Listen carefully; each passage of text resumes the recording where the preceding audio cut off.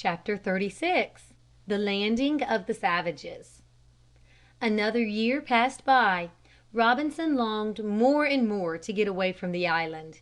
Year after year he had hoped and watched in vain for a passing ship. Every day he would scan the waters that held him prisoner for the welcome sight of a sail. He had been disappointed. Now his only hope was to escape to the mainland in some way. He feared the savages. He had heard stories of their being cannibals. But if they could come to this island in their canoes, against the prevailing wind, why could he not get to the mainland with it in his favor? Strange as it may be, Robinson began to wish for the return of the savages. He hoped to watch them at a distance and find out something about their customs. More especially, he wished that he might capture one of them. He had two reasons for this. In the first place, he would have a companion. He pictured fondly how he would teach him gentle manners and the English speech. And, too, the companion would be able to help him. Besides this, he longed above all to know more of the mainland and whether it would be safe to go there. He wanted to find out in what kind of boat they made the voyage. He thought that if he had such a person he would have someone to show him the way to reach the land. The more he thought, the more anxious he became to see the savages on the island. He thought so much about it by day that he dreamed about it at night.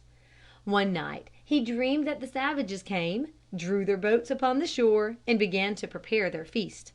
As he watched them, one of their number broke away from his fellows and came straight toward his hiding place. Robinson thought he rushed out, drove away those that followed the fleeing man, and rescued him. This dream made a deep impression upon him and made him await the coming of the savages with great hopes and eagerness. It was more than 18 months after he had formed this plan of capturing one of the savages before the savages made their appearance. Robinson was surprised one morning to see no less than 5 canoes drawn up on the shore at a point on his side of the island, about 2 miles below his shelter to the south. The people that had come in them were on shore and out of sight. Robinson went back to his shelter to make his plans. He made up his mind that he would be foolish to attack them. There must be 25 or 30 of them. He finally went to a point where he could see farther inland and soon caught sight of a crowd of about 30 savages. They were naked and dancing around and around in a circle. All the while they were singing and making hideous noises. There was a fire in the center of the ring of savages. "They are cooking their feast," thought Robinson. "Maybe I can surprise them while they eat and rush in and seize one." But this seemed too great a risk to run. He had no weapons but his bow and arrows, his lance and knife. What could he do against so great a number? But fortune favored his plans. As he gazed at them from his safe distance, he saw one of their number break away from the rest and run with utmost speed directly toward his hiding place. At once 2 other savages pursued him. They had no weapons but clubs. They ran with great swiftness, but the man in front was steadily gaining ground. Robinson, now, to tell the truth, was dreadfully frightened to see the savage run directly toward him in his shelter. He kept his place, however, and watched the race.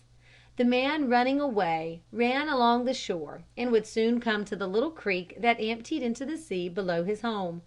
Robinson saw that the savage would have to swim this to escape. He ran down thither and concealed himself behind a tree and waited for the fugitive to come up. As he did so, the fleeing savage plunged in and swam across with a few strong strokes. When he was well on the bank, Robinson presented himself and made signs to him to come to him, that he would help him. The savage was at first almost overcome with astonishment and fright, for Robinson presented a very unusual sight.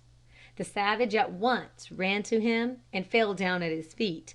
Indeed, so great was his fright and distress that he placed one of Robinson's feet upon his neck in a sign that he yielded up his life into his hands. Robinson raised him up and motioned for him to take the lance and help in defense against the men now coming up. They hid behind trees and waited for them to swim across the stream. But this they did not do. When they reached the creek they could see nothing of their runaway. They very slowly turned and went back to their companions. Robinson was well content not to let them know that there was anyone on the island. He feared they might return and destroy his shelter and fields.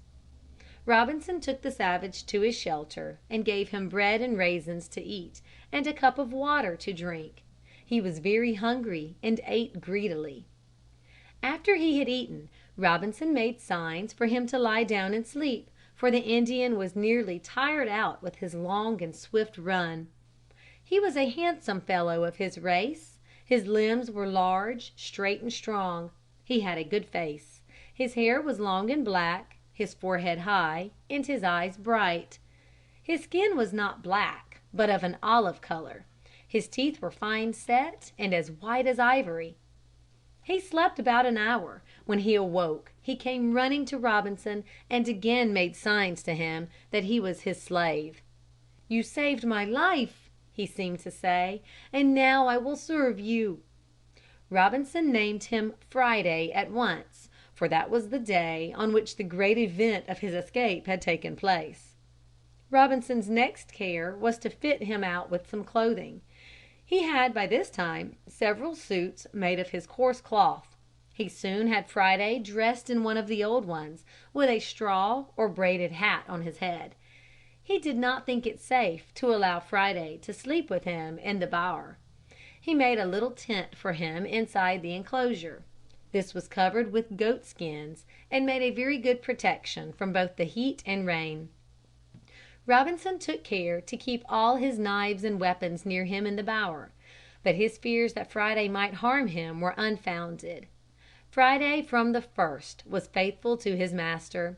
He was sweet and obedient in all things.